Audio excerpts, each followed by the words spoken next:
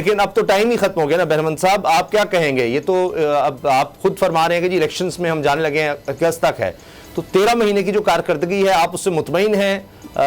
جو اس وقت مہنگائی ہے یا ملک بچا لیا، آپ سمجھتے ہیں کہ ملک بچا لیا، معیشت جہاں بھی گئی؟ اب یہ تو نہیں ہم کہہ سکتے سر 180 سے ڈالر جو ہے وہ 312 پر چلا گیا، یا جتنی مہنگائی ہے اس سے یہ تو نہیں کوئی کہہ سکتا کہ مہنگائی نہیں ہوئی ہے پچھلے 13-14 مہینوں میں؟ دیکھیے اسامہ، آپ کو یاد ہے کہ جب عمران کو جمہوری طریقے سے وزیر اعظم ہاؤس سے نکالا تو اس نے نکلا اور اس نے کہا کہ جون میں پاکستان ڈیفالٹ ہوگا۔ اللہ کا شکر ہے ابھی جون آ گیا، 1 سال میں without the support of the IMF آپ قرضے بھی واپس کر رہے، جو 20,000 ارب روپے جو قرضہ لیا تھے عمران نے 74 سال کی تاریخ میں سب سے زیادہ، ان کے قسطیں بھی واپس کر رہے۔ لیکن ساتھ ساتھ آپ نے رمضان میں دیکھا کہ پاکستان کی تاریخ میں پہلی مرتبہ لوگوں کے گھروں پر، لوگوں کے گھروں کے دروازوں کو کٹکھٹا کے وہاں سے گاؤں میں فار فلنگ ایریاز میں شناختی کارڈ لے کے ان کے گھروں پہ 3 بیگز آٹے کے دیے مفت۔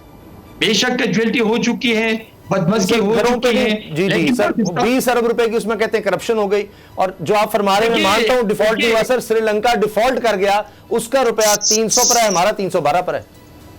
سر میں آپ کو بتا رہا ہوں، میں آ رہا ہوں، اس ملک کی جو عمران ڈیفالٹ کرنے کے لیے خوشیاں منا رہے تھے، جتنی خوشیاں وہاں انڈیا میں ہو رہی تھی اتنی خوشیاں PTI اور عمران منا رہے تھے، بلکہ اتنی خوشیاں مودی نہیں منا رہے تھے جتنے عمران منا رہے تھے۔ لیکن آج بھی اللہ کا شکر ہے پاکستان کی اکانومی جو ہے، آپ کو تقریباً کچھ دن پہلے پیٹرول اور ڈیزل 30 روپے اور 12 روپے سستا ہو گیا، انشاءاللہ سٹیبل ہوگی۔ جب پولیٹیکل سٹیبلٹی آ جائیں تو انشاءاللہ اکانومی سٹیبل ہو جائے گی۔ لیکن میں آپ کو ایک بات بتا دوں کہ حکومت ذمہ دار ہوتی ہے، ہماری کوشش یہ ہے کہ ہم اس بجٹ میں عوام کو ریلیف دے دیں، اور آنے والے الیکشن میں ہم یہ نہ کہیں کہ ہم ذمہ دار نہیں تھے، ہم اپنی ذمہ داری سے PTI کی طرف بھاگنے والے لوگ نہیں ہیں، ہم ذمہ داری بھی قبول کرتے ہیں۔ لیکن جیسے میرے بھائی نے کہا کہ پاکستان کے فیوچر کو، پاکستان کے مستقبل کو بچانے کے لیے اپنی سیاست ضرور قربان کرتے ہیں لوگ، لیکن ہمارا جو ملک ہے یہ ملک ہوگا تو ہم سیاست کریں گے۔ بالکل آپ درست کہہ رہے ہیں، لیکن سیاست کیسے قربان؟ 111 ارب روپے سر، ابھی 20 ارب روپیہ بڑھایا گیا ہے پارلیمنٹیرینز کے لیے، پتہ نہیں آپ ان میں شامل ہیں نہیں، لیکن اسمبلی کے ممبران کو مزید ملے گا،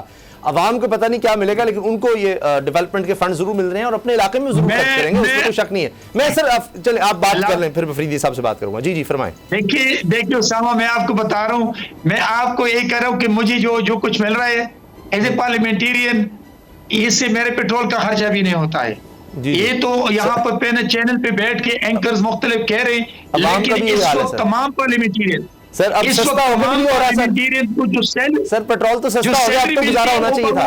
اس کا گزارا نہیں چل رہا ہے، اس کا گزارا نہیں ہو رہا ہے سر، اب پیٹرول تو سستا ہو گیا پھر بھی نہیں ہو رہا۔